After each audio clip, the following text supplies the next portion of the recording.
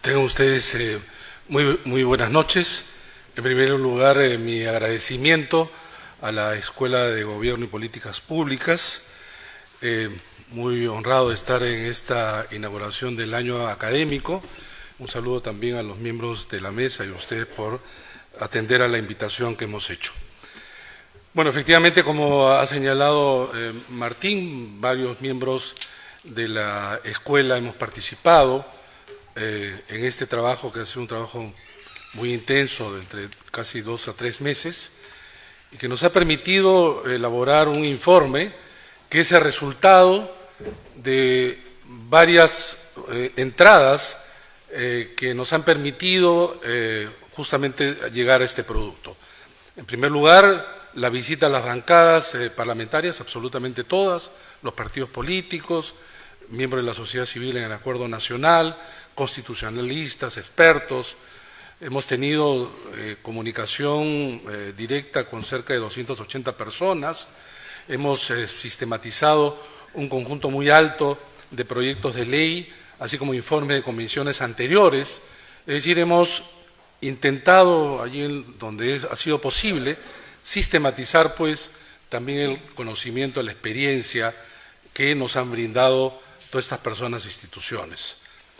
El nuestro es un informe que está compuesto por 12 proyectos de ley y un diagnóstico inicial, de los cuales de los 12, 4 son de reforma constitucional. En esa medida requieren pues la aprobación del Congreso en una mayoría calificada en 2 legislaturas ordinarias sucesivas, y los otros proyectos de ley en materia legal. Partimos de un diagnóstico más o menos de consenso en los últimos años sobre la calidad de la política en nuestro país, y hemos organizado parte de nuestras medidas alrededor de 4 ejes centrales. Uno tiene que ver con los problemas en la representación, básicamente en la estructuración de los partidos políticos, que son los canales en donde nace la representación. En segundo lugar, un tema que tiene que ver con corrupción, porque la política ciertamente, y todo lo que estamos trabajando, ubica focos permanentes, nocivos para la buena calidad de la política. Entonces también tomamos medidas en ese sentido. Asimismo, con el tema de la gobernabilidad, derivado de la estructura misma de los poderes del Estado, y finalmente el tema de la ampliación de la participación ciudadana electoral. Esto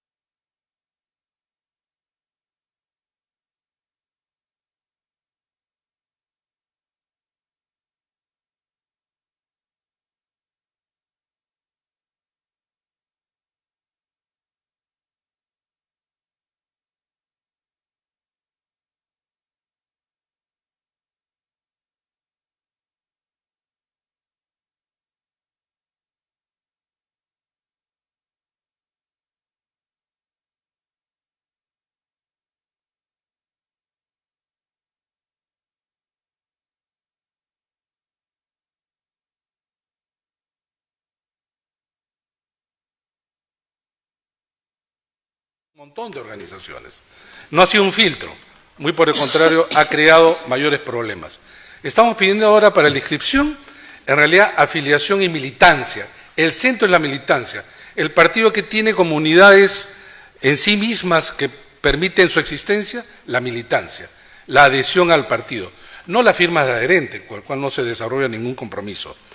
Y estamos pidiendo a los partidos que tengan más o menos el número de militantes equivalente a colocar candidaturas de presidente de la República hasta el último regidor distrital. Es lo mínimo que se le puede pedir a un partido. Y ese es más o menos el 0.75% de los que fueron a votar en la última elección.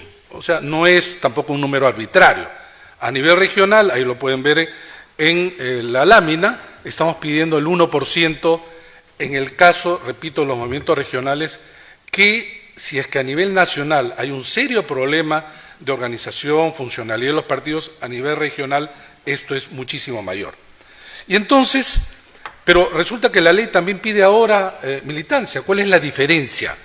Nosotros vamos a exigir la presentación de un padrón, aunque la ley también dice ahora que se debe entregar un padrón. Pero este padrón es el padrón de inicio, es el padrón que debe ser público, de libre acceso y donde las altas y bajas deben ser claramente transparentadas. En muchos partidos lo que ocurre es que presentan un padrón y el día de la elección interna hay otro padrón. No hay esa continuidad y algunos sectores dentro de los partidos manejan, incluso pueden manipular. Y entonces este es un caso muy importante que luego lo vamos a encadenar con otro tipo de medidas. No vamos a pedir, como ahora la ley, que es reglamentarista, que los partidos se organicen a través de comités provinciales. ¿Por qué provinciales? Algunos pueden ser distritales, zonales, el partido que se organice como quiera. Lo único que le pedimos es que sus militantes no sean concentrados en ninguna circunscripción en más de un tercio. Nada más. Creemos, sí, que los partidos deben tener la libertad de poder organizarse, repito, según crean conveniente. Pero esta exigencia, que puede ser alrededor de 12.500 militantes, podrían algunos decir, se puede conseguir finalmente, hacer firmar y hacer pasar como si fueran también militantes, pero vamos a ver cómo esto se une a algunos aspectos, por lo que uno de los puntos clave de nuestra propuesta, a diferencia de otras, que este no es un listado de lavandería, sino una interconexión de medidas en una reforma que la asumimos y creemos que debe ser integral. Y entonces pueden haber partidos pequeños que en realidad no pasarían una serie de vallas que nosotros estamos señalando. Y decimos, hay que potenciar aquello que ya está en el artículo de la ley, que es la fusión de los partidos, así como las empresas. Pero hoy día solamente se pueden fusionar 2 partidos nacionales, nunca había un caso. Abrimos esa posibilidad a que se pueda fusionar un partido nacional y un movimiento regional, o entre movimientos regionales, pero además incentivar que la suma y la fusión de movimientos regionales que pueden alcanzar la mitad de los departamentos de región pueda constituirse en un partido nacional. De lo que se trata es, y eso es muy importante, parece que me he alejado mucho del micro. Hoy en día hay incentivos para que los movimientos regionales permanezcan en su situación. Queremos en realidad cortar ese circuito que lo único que ha provocado es una diferenciación entre la representación nacional y la representación subnacional. Pero los partidos, así como ingresan, algunos si no cumplen determinadas condiciones tienen que salir. Y las medidas son las siguientes. Para poder mantener la inscripción, un partido debe superar el 5% de los votos a nivel de la Cámara de Diputados, yo estoy adelantando otra medida, y conseguir 5 diputados. No o conseguir 5 diputados, sino y conseguir. Es decir, tiene que cumplir las 2 condiciones. De la misma manera, y este es un punto muy importante, un partido no va a poder mantener la inscripción si no participa. Hoy día un partido se puede dar el lujo de no participar. 2, un partido no va a poder mantenerse con inscripción si es que es parte de una alianza y no consigue un escaño. Un partido ahora o en adelante, y así quisiéramos, no va a poder participar y luego retirarse. Se le cuenta como participación. Un partido tampoco va a poder violar de manera permanente las leyes que exigen su cumplimiento en el aspecto del financiamiento. Un partido puede ser cancelado ahora a mérito de la violación de normas en relación al financiamiento. Pero también un partido, si es que disminuye el número de sus militantes en un tiempo, se le notifica y tiene que conseguir militancia. Porque ahora un partido se inscribe con un número de militantes, pero de repente al poco tiempo carece de ellos y tiene la inscripción. La inscripción se ha convertido en un valor de cambio, en una mercancía que en realidad lo que produce son focos infecciosos de corrupción. Y ahí entonces entramos al tema de la democracia interna. Los partidos no han sido capaces de generar elecciones internas democráticas e incluso los partidos que quieren hacer bien las cosas, que los hay, han sido incapaces de organizar unas elecciones a nivel nacional. Eso es costoso, eso requiere una gran organización. Lo que proponemos son elecciones internas, pero abiertas a todo ciudadano, simultáneas, pero organizadas por la OMPE. No supervisadas, fiscalizadas, asesoradas, acompañadas, no, organizadas por la OMPE. El partido no va a hacer las elecciones, en el fondo, es de financiamiento público indirecto, porque eso cuesta. Pero al ciudadano le decimos, tú ciudadano que normalmente criticas a los partidos y muchas veces con razón, ahora tienes la oportunidad de participar. Queremos acercar al ciudadano a los partidos y esta es la mejor manera. Y entonces cualquier ciudadano va a poder votar dentro del calendario electoral en elecciones internas para todos los partidos. Votará, por cierto, para un solo partido. Y entonces ahí viene el punto que nos parece interesante. Dicho sea de paso, una suerte de pie de página, no estamos inventando la pólvora, estamos sistematizando lo mejor que podemos encontrar en la comparación, para empezar, de América Latina. Uruguay lo hizo primero, Argentina después, este año lo hace República Dominicana y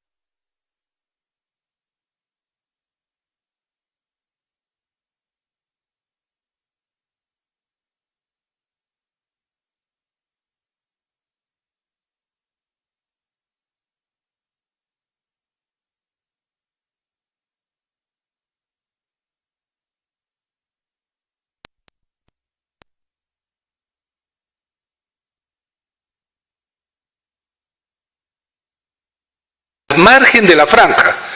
¿Cuánto significaba eso dentro del universo de costos de una campaña? 75%. Se ha retirado con el referéndum, pero queremos hacer mayores ajustes. ¿Cuáles son los ajustes? Los siguientes. En primer lugar, hoy en el Perú hay financiamiento público a los partidos de manera directa. El Estado le entrega dinero, que no es mucho, es de los más bajos de América Latina. Pero le dice, vas a poder usarlo para todo, menos para hacer campaña. Pero los partidos necesitan en la campaña. Y los partidos se vuelven más vulnerables en la campaña, porque tienen que pasar el sombrero, porque no tienen recursos. Y entonces lo que estamos proponiendo es cambio en la ley. No va a haber límite y los partidos pueden gastar en campaña. Entonces los partidos ya tienen posibilidades de hacer campaña sin recurrir o subordinarse a quienes ostentan el dinero privado, que no está prohibido, pero sí está limitado. Un punto fundamental. Hoy, dentro de la bolsa del financiamiento público directo, el 40% es igual a todos los partidos que tienen representación en el Congreso y el 60% es en proporción a los votos obtenidos. Estamos invirtiendo esta situación. Vale decir, 60% igual, 40% en proporción a los votos. ¿Por qué? Porque en nuestro país los cambios entre lo que es la posibilidad que tienen los partidos de generar adhesión cambian mucho. No somos países con una estabilidad grande, partidos que empiezan fuertes y terminan débiles, otras organizaciones que empiezan débiles y salen fortalecidas. Por eso es la inversión que tenemos en relación al financiamiento. Igualmente, en relación a la franja. En relación a la franja, 70%. Vale decir, los partidos se reparten los minutos de acceso a televisión en un 70% igual y un 30% desigual. Estamos invirtiendo entonces lo que hasta ahora hay. Estamos ampliando o proponiendo la ampliación a 45 días, perdón, a 45 días, de 30 a 45 la franja, habida cuenta que ya no se puede comprar al margen de la franja. A nivel privado, hoy día se exige que cualquier aporte que tenga el equivalente a un UIT debe pasar por el sistema financiero, lo que decimos no UIT, el 10% UIT, que por el año 2021 será 450 soles aproximadamente. Una cuenta bancaria especial sin secreto bancario de parte del partido, y estamos limitando lo que son las actividades llamadas proselitistas, en donde lamentablemente se ha encontrado que el partido, al requerir dinero, comienza a operar una serie de posibilidades que la ley antes le permitía, pero que ahora que va a haber recursos se tiene que limitar. De la misma manera, el control y sanciones. Se tiene que regresar a que quien informa a la OMPE es el partido y no los candidatos. En la última elección regional y municipal se pasó de una presentación de 180 a cerca de 14.500. La OMPE estaba incapacitada de poder siquiera evaluar, hasta ahora están en eso, todo lo que les ha llegado de manera desproporcionada en relación a quienes deben ser los responsables. El responsable es el partido, y el partido debe de crear algo que casi no se hace, es un control interno con responsabilidad. Y entonces, de nuevo volver a la responsabilidad del partido, el partido generará todos aquellos ajustes que crea conveniente. Dar a la OMPE facultades coactivas. Hoy día los organismos electorales tienen boca sin dientes.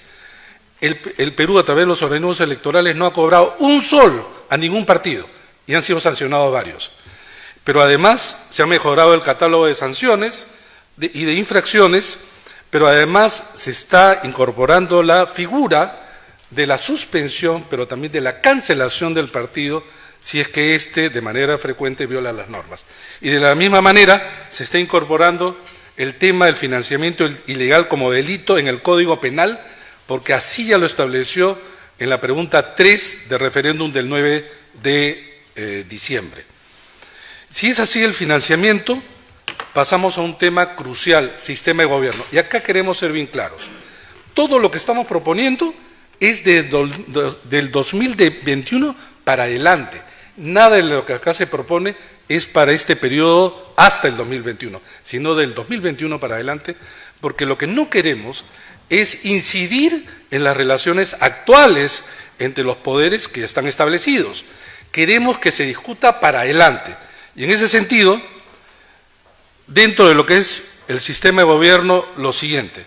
La primera elección, en el segundo domingo de abril, tal como les estipula la actual norma, pero la segunda elección, equivalente a la segunda vuelta, sería 5 semanas después, 5 domingos después. Esto que parece, digamos, una cosa que puede pasar desapercibida, es crucial. Hoy en día, segunda vuelta no tiene fecha fija. Es dentro de los 30 días se convoca de conocido el resultado electoral. Puede ser en realidad muy elástico. Y se requiere fecha cierta. Se elimina desde el 2021 para adelante la vacancia por incapacidad moral. Por una sencilla razón. Incapacidad física y moral que se estipuló en las constituciones iniciales del siglo XIX quería decir incapacidad física y psicológica permanente, que en el siglo XIX se utilizaba casi como sinónimo de moral. Pero esto se mantuvo y ha sido casi abierto como un punto de apoyo para cualquier posibilidad de vacancia. Y eso le hace en general daño al sistema político. Queremos sincerar, si un presidente tiene que ser acusado, que sea acusado por lo que corresponda, pero no esta suerte de posibilidad abierta a cualquier tipo, del 2021 para adelante.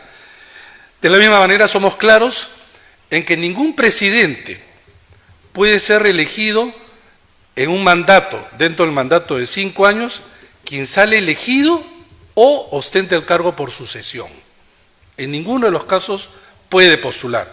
Entonces, para aquellos que especulaban de que esto es posible, la Comisión señala su posición de que esto no es posible. El control político.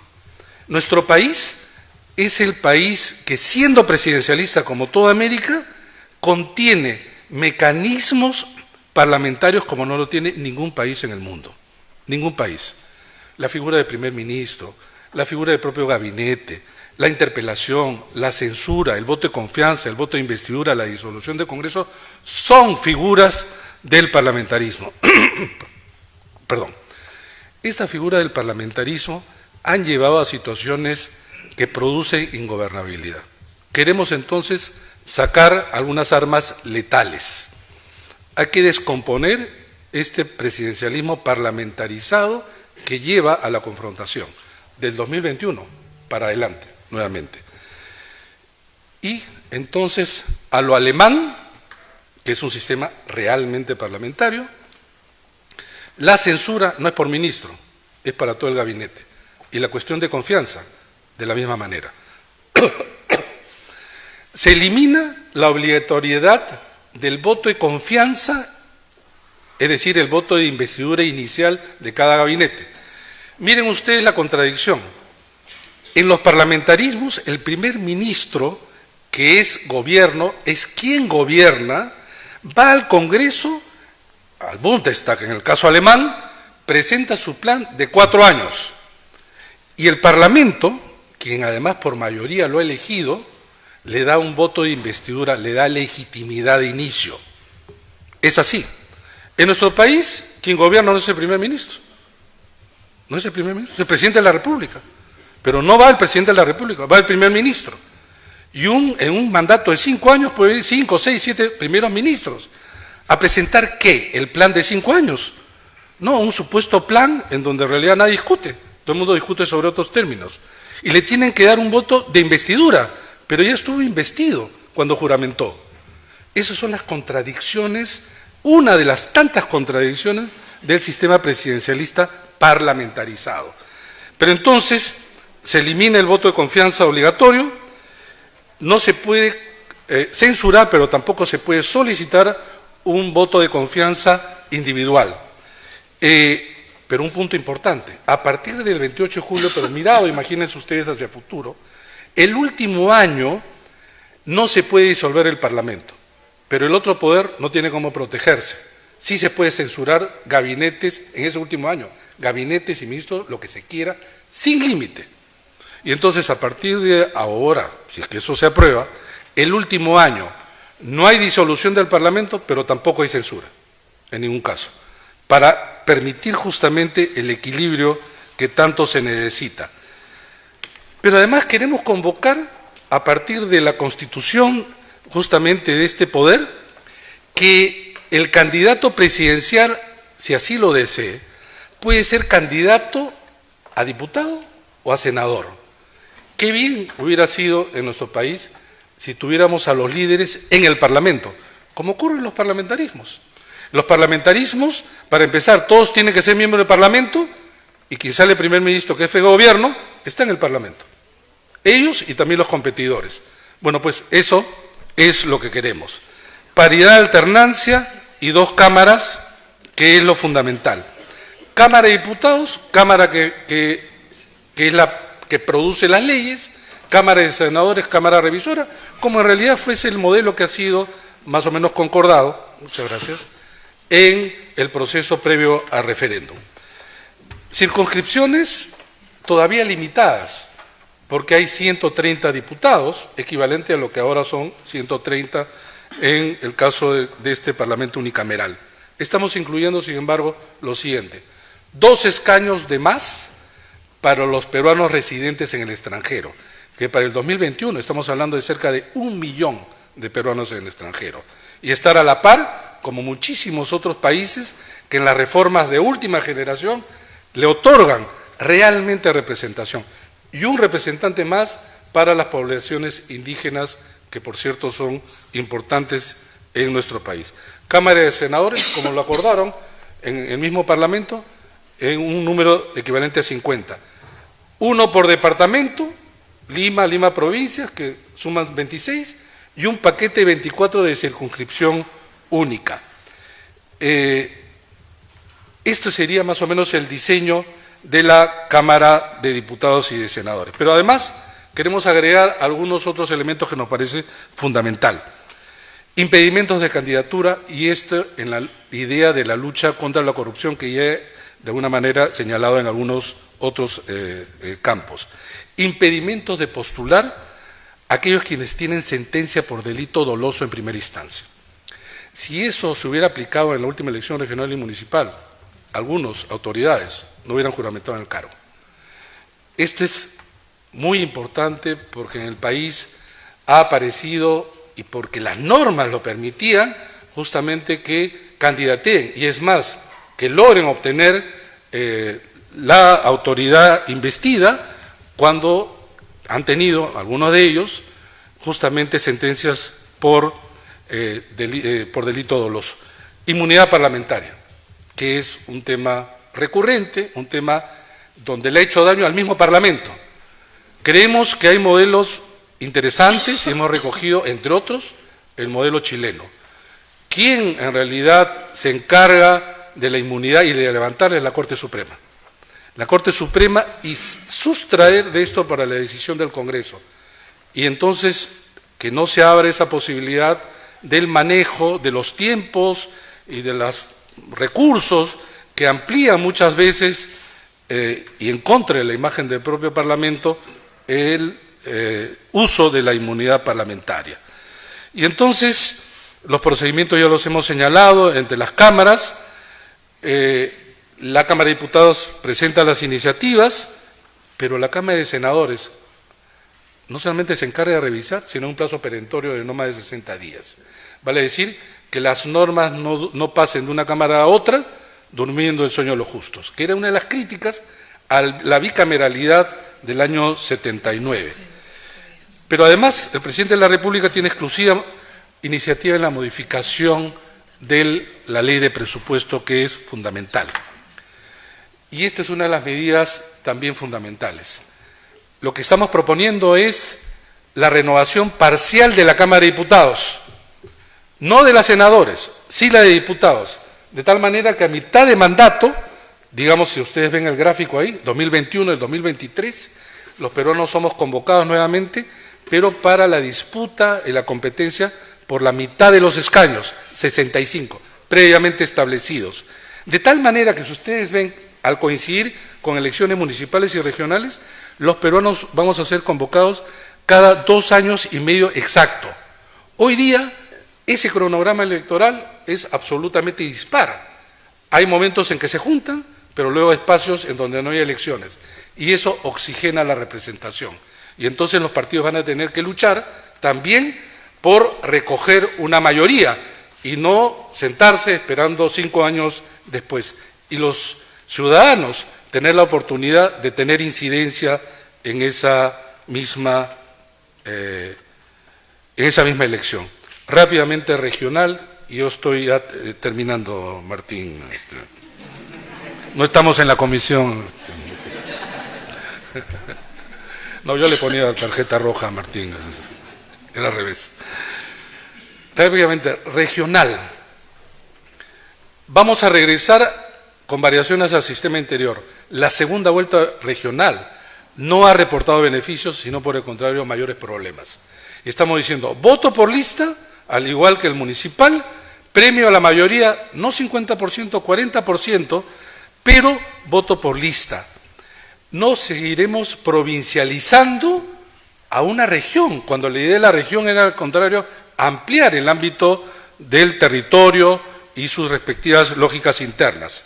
No segunda vuelta, representación indígena, requisito 2 años de residencia efectiva y no aquello del domicilio múltiple, gracias a que se asociaba al Código Civil, y entonces queremos representantes genuinos de cada circunscripción.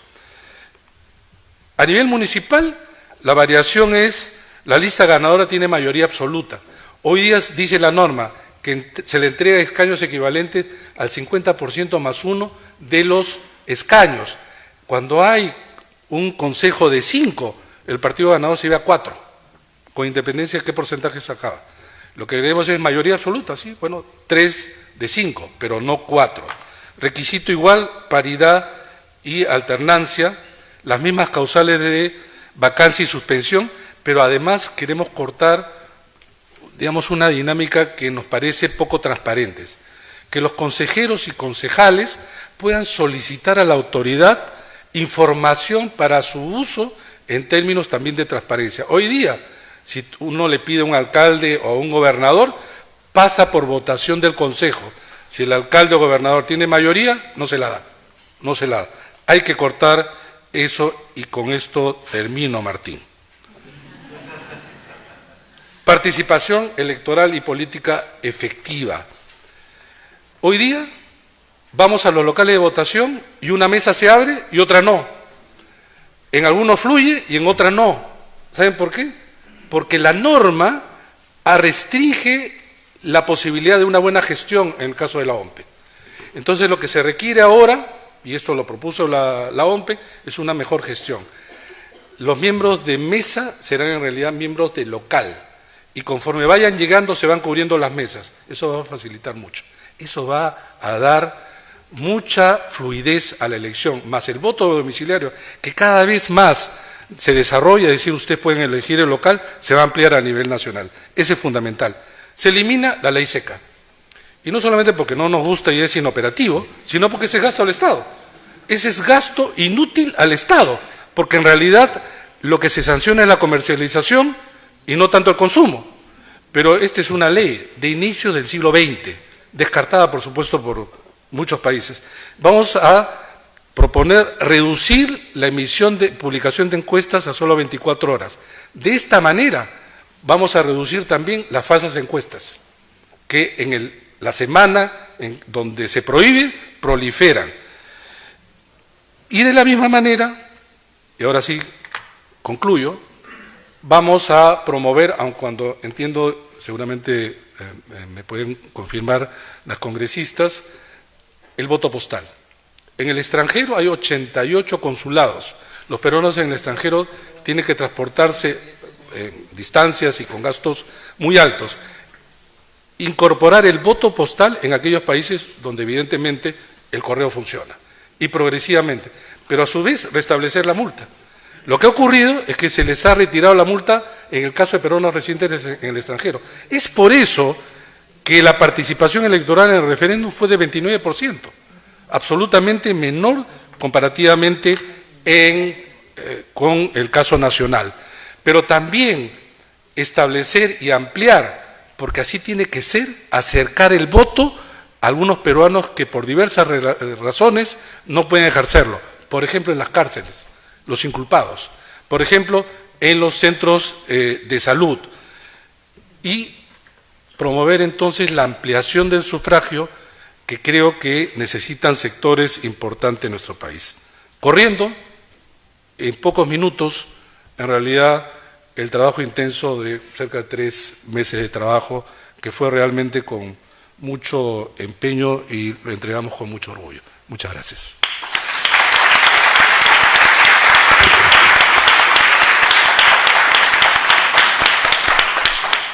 Muy bien, Fernando.